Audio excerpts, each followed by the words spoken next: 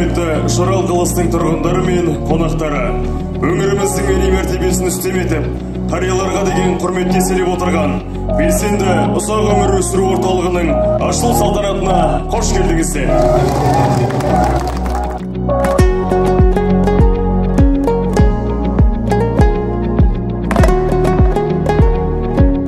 Бүгін Алакөл ауданында белсенді ұзақ өмір сүру орталығы ашылды.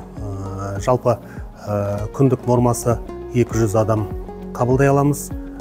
Жылына Құдай берса 60 мың, 70 мың адамдардай болып қалады орта есеппен.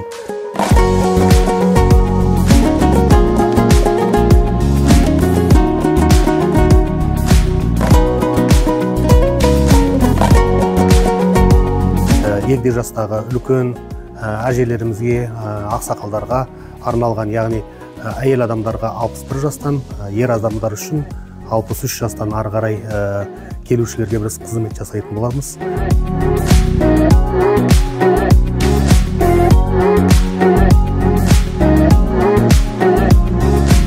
Қызметіміздің түрлері жаңағы әртүрлі спорттық секциялар, сонымен қатар ағылшын тілі, тігін жаңағы үйірмелері, сондай-ақ тағы да басқа жаңағы массаж, йога сияқты көптеген спорттық жаңа секциялармен жұмыс жасайтын боламыз.